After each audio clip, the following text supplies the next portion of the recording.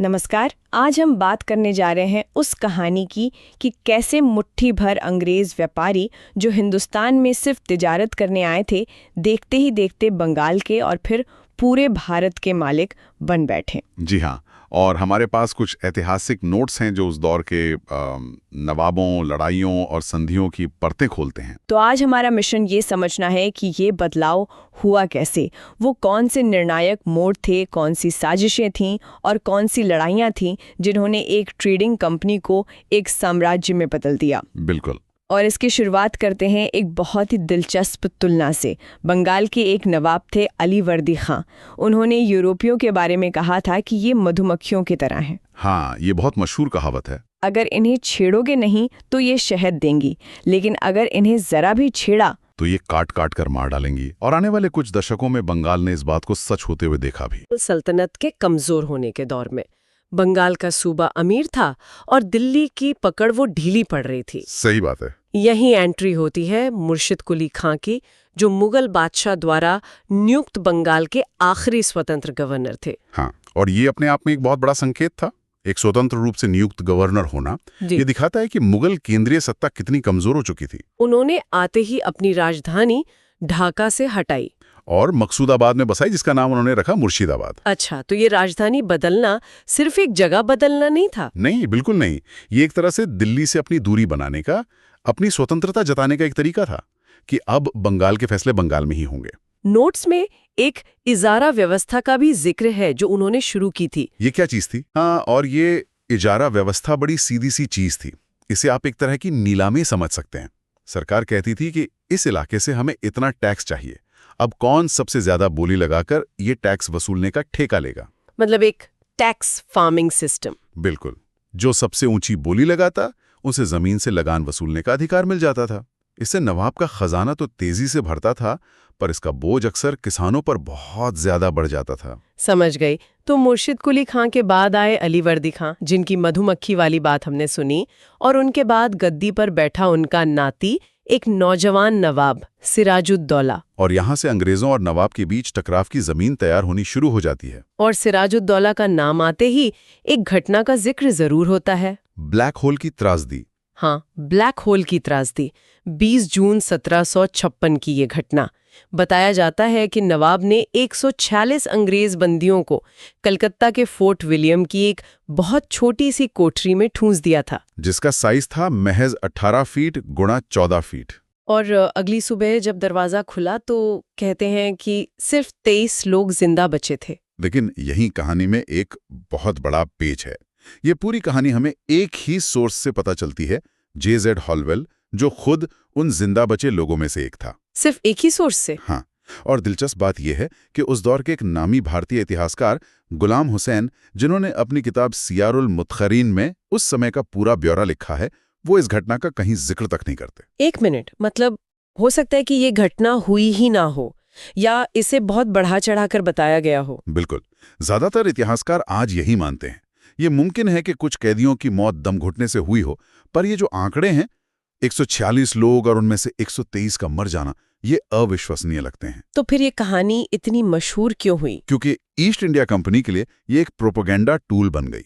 उन्होंने इस कहानी का इस्तेमाल इंग्लैंड में लोगों की सहानुभूति हासिल करने और सिराजुद्दौला को एक क्रूर, जालिम शासक के तौर पर पेश करने के लिए किया। अच्छा, तो ये नवाब के खिलाफ सैनिक कार्रवाई को सही ठहराने का एक बहाना था। एकदम सही।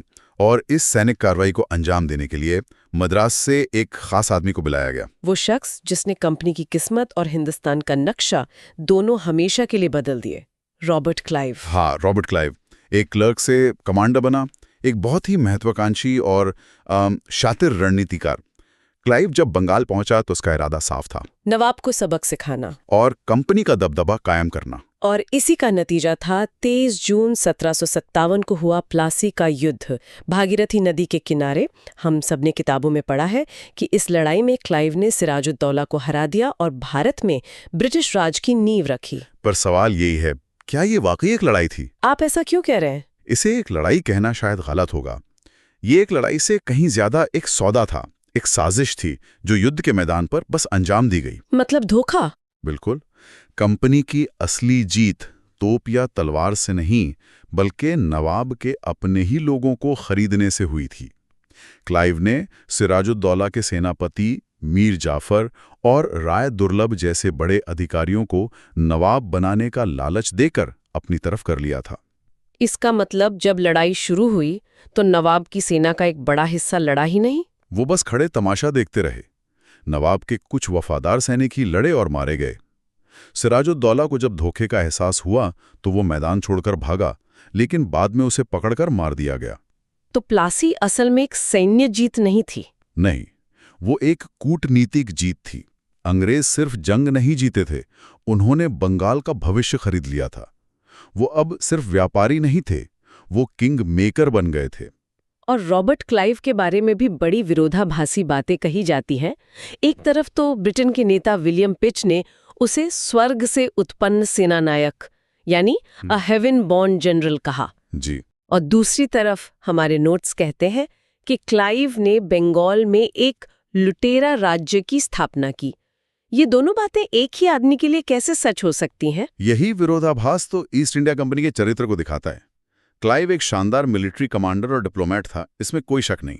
उसने ना मुमकिन को मुमकिन कर दिखाया। हाँ, लेकिन उसका मकसद बंगाल का भला करना नहीं था, बल्कि उसे लूटना था। प्लासी की जीत के बाद मीर जाफर को नवाब बनाया गया और उससे कंपनी ने और खुद क्लाइव ने बेहिसाब दौलत वसूली। बंगाल का खजाना खाली कर दिया गया। तो वो एक ही समय में ब्रिटेन के लिए हीरो और बंगाल के लिए विलन था। ठीक यही, ये लुटेरा राज्य का कॉन्सेप्ट यही है, जहां शासन का मकसद जन कल्याण नहीं बल्कि सिर्फ और सिर्फ आर्थिक शोषण हो। तो मीर जाफर तो एक कठपुतली नवाब था, लेकिन उसके बाद जो नवाब बना मीर कासिम, वो शायद इतना सीधा नहीं था। नोट्स के मुताबिक वो सबसे योग्य नवाबों में गिना जाता है। हाँ, मीर कासिम अलग था। उसने आते ही अपनी राजधानी मुर्शिदाबाद से मुंगेर शिफ्ट कर दी। नोट्स बताते हैं कि उसने यूरोपीय तरीके से अपनी सेना को ट्रेनिंग देनी शुरू की। मुंगेर में तोपें और बंदूकें बनाने का कारखाना भी खोल दिया। और प्रशासन में जो भ्रष्टाचार था उसे भी खत्म करने की कोशिश की। वो तो अपनी ताकत बढ़ा रहा था। और यही उसकी सबसे बड़ी गलती थी, कम से कम कंपनी के नजर में। कंपनी को एक रबर स्टैंप नवाब चाहिए था, जो उनके व्यापारिक हितों को पूरा करे। कोई ऐसा नहीं जो अपनी फौज मजबूत करे और आर्थिक सुधार लाए। हाँ, उन्हें एक मैनेजर चाहिए था, लीडर नहीं। मीर कासिम की काबिलियत ही उसके पतन का कारण बन गई। एक मजबूत आजाद नवाब कंपनी के बिजनेस मॉडल के लिए सीधा खतरा था। बिल्कुल। कंपनी के अधिकारी अपना निजी व्यापार बिना टैक्स दिए कर रहे थे, जिससे नवाब के खजाने को नुकसान हो रहा था। मीर कासिम ने जब इस पर रोक लगाने की कोशिश की तो टकराव होना तय था। और यही टकराव हमें ले जाता है दूसरी और शायद प्लासी से भी ज्यादा अहम लड़ाई की तरफ, बक्सर का युद्ध। सही कहा, बक्सर का युद्ध 22-23 अक्टूबर 1764। इस बार अंग्रेजों के सामने सिर्फ बंगाल का नवाब नहीं था। नहीं, इस बार मीर कासिम ने मदद के लिए हाथ बढ़ाया अवध के नवाब शुजाउद्दौला और खुद दिल्ली में बैठे मुगल बादशाह शाह आलम द्वितीय की तरफ। भारत की तीन बड़ी शक्तियां एक तरफ और दूसरी तरफ मेजर हेक्टर मुनरो की कमान में कंपनी की सेना। और यही बात बक्सर को प्लासी से बिल्कुल अलग और ज्यादा निर्णायक बना देती है। जैसा हमने कहा, प्लासी एक धोखा था, लेकिन बक्सर एक असली आमने सामने की लड़ाई थी। यहां कोई साजिश नहीं थी। यहां भारतीय शक्तियों की एक बड़ी संयुक्त सेना को कंपनी की एक छोटी लेकिन अनुशासित और बेहतर प्रशिक्षित सेना ने हराया। तो ये अंग्रेजों की सैन्य श्रेष्ठता की एक जबरदस्त घोषणा थी। हाँ, और ये वो पल था जब ये तय हो गया कि अब अंग्रेजों को उत्तर भारत में चुनौती देने वाला कोई नहीं है। बक्सर की जीत ने कंपनी को टेबल पर ला बिठाया, जहां वो शर्तें तय कर सकते थे, मान नहीं सकते थे। इलाहाबाद तक का पूरा इलाका उनके कब्जे में आ गया और दिल्ली का रास्ता भी उनके लिए खुल गया। प्लासी ने खेल शुरू किया था, बक्सर ने खेल खत्म कर दिया। और उन्होंने शर्तें तय की अगस्त 1765 में इलाहाबाद में, जहां मुगल बादशाह से एक ऐसी संधि साइन करवाई गई जिसने रातों रात कंपनी को व्यापारी से बंगाल का असली खजांची बना दिया। हाँ, इलाहाबाद की संधि। इसके तहत मुगल बादशाह शाह आलम द्वितीय ने एक फरमान जारी किया, जिससे कंपनी को बंगाल, बिहार और उड़ीसा की दीवानी मिल गई। दीवानी मतलब इन प्रांतों से टैक्स या राजस्व वसूलने का कानूनी अधिकार, पूरा अधिकार। और इसके साथ ही बंगाल में एक अजीब सी व्यवस्था शुरू हुई, जिसे द्वैध शासन या डायरकी कहा जाता है। ये क्या था? ये कंपनी की सबसे चालाक राजनीतिक चालों में से एक थी। इसे ऐसे समझिए कि घर का सारा पैसा, सारी आमदनी और तिजोरी की चाबी यानी दीवानी तो कंपनी के पास थी, लेकिन घर चलाने की जिम्मेदारी नवाब की थी। बिल्कुल। घर में झाड़ू पोछा लगाने, कानून व्यवस्था बनाए रखने और रोज के झगड़े सुलझाने की जिम्मेदारी यानी निजामत नवाब की थी। वाह, मतलब सारी मलाई कंपनी की और सारे सिरदर्द नवाब के। ठीक है, कंपनी के पास शक्ति तो थी पर कोई जिम्मेदारी नहीं थी, और नवाब के पास जिम्मेदारी तो थी पर शक्ति या पैसा नहीं था। इसका नतीजा तो बहुत बुरा हुआ होगा। नतीजा जाहिर है, अराजकता और भयंकर लूट। कंपनी के नियुक्त किए गए उपदीवान बंगाल में मोहम्मद रजा खां और बिहार में राजा शिताब राय किसानों से बेरहमी से लगान वसूलते थे। इस व्यवस्था ने बंगाल को पूरी तरह से कंगाल कर दिया। और उस मुगल बादशाह शाह आलम द्वितीय का क्या हुआ, जिसने ये अधिकार कंपनी को दिया था? उनकी कहानी तो और भी दुखद है।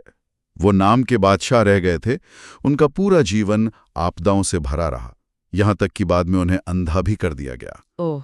और 1803 में दिल्ली पर भी अंग्रेजों का कब्जा हो गया, और शाह आलम द्वितीय और उनके बाद के बादशाह जैसे अकबर द्वितीय और बहादुर शाह जफर महज ईस्ट इंडिया कंपनी के पेंशन भोगी बन के रह गए। ये तो विडंबना की हद है। जिस मुगल सल्तनत ने कभी अंग्रेजों को भारत में व्यापार करने का फरमान दिया था, उसी का बादशाह अब उन व्यापारियों की पेंशन पे जी रहा था। ये सत्ता के पूर्ण हस्तांतरण का सबसे बड़ा प्रतीक है। और इसी दौर के बारे में, मतलब 1765 से 1772 तक के समय के लिए, इतिहासकार के.एम. पन्निकर ने लिखा है कि कंपनी ने बंगाल में डाकुओं का राज्य स्थापित कर दिया था। और इस विस्तार का असर सिर्फ महलों और नवाबों पर ही नहीं पड़ रहा था। नोट्स में एक और दिलचस्प बात है। जब अंग्रेजों ने बंगाल के सिलहट इलाके को जयंतिया और गारो पहाड़ियों से जोड़ने के लिए सड़कें बनानी शुरू की, तो वहां की खासी जनजाति ने विद्रोह कर दिया। हाँ, अपने नेता तीरथ सिंह के नेतृत्व में। यह दिखाता है कि कंपनी का प्रभाव और उसकी दखलंदाजी जमीनी स्तर तक पहुंच रही थी, और उसका विरोध सिर्फ बड़े शासक ही नहीं बल्कि आम जनजातीय लोग भी कर रहे थे, जो अपनी जमीन और आजादी को खतरे में देख रहे थे। बिल्कुल। तो इन सब का मतलब क्या निकलता है अगर हम पूरी कहानी को एक साथ देखें तो? ये व्यापारी से शासक बनने का सफर प्लासी की साजिश से शुरू हुआ, बक्सर की सैन्य जीत से पुख्ता हुआ, और फिर इलाहाबाद की संधि से मिली दीवानी के जरिए संस्थागत हो गया। इसका मुख्य सार यह है कि बंगाल में ब्रिटिश शक्ति का उदय कोई एक दिन की घटना नहीं थी, बल्कि एक प्रक्रिया थी। इसमें भारतीय शासकों की आपसी फूट और कमजोरियों का फायदा उठाना, बेहतर सैन्य रणनीति का इस्तेमाल करना, और आखिर में राजस्व वसूली के लिए एक ऐसी प्रशासनिक व्यवस्था बनाना शामिल था जिसका मकसद सिर्फ और सिर्फ शोषण था। और इस प्रक्रिया ने बंगाल की अर्थव्यवस्था और समाज पर एक विनाशकारी प्रभाव डाला। तो आज के इस बातचीत से एक सवाल मेरे मन में घूम रहा है। पूछिए। हमने ब्लैक होल की घटना का जिक्र किया, जिसे अंग्रेजों ने अपने हर काम को सही ठहराने के लिए एक बड़े सबूत की तरह इस्तेमाल किया। जी। लेकिन एक स्थानीय उसी दौर के इतिहासकार ने उसका जिक्र तक करना जरूरी नहीं समझा। ये हमें इतिहास के बारे में क्या सिखाता है? ये एक बहुत ही गहरा सवाल है। ये हमें सिखाता है कि इतिहास सिर्फ वो नहीं है जो हुआ, बल्कि वो भी है जो लिखा गया और जिसे बार बार सुनाया गया। और अक्सर इतिहास वो लिखता है जो जीतता है। तो कहानी कौन सुना रहा है, ये बहुत मायने रखता है। बिल्कुल। ये सवाल आज भी उतना ही प्रासंगिक है। जब हम किसी भी घटना के बारे में पढ़ते या सुनते हैं कि एक कहानी कौन सुना रहा है, किसका नजरिया पेश किया जा रहा है, और किसकी आवाज को दबा दिया गया है या अनसुना कर दिया गया है, यही सवाल हमें एक बेहतर पाठक और एक ज्यादा जागरूक नागरिक बनाता है।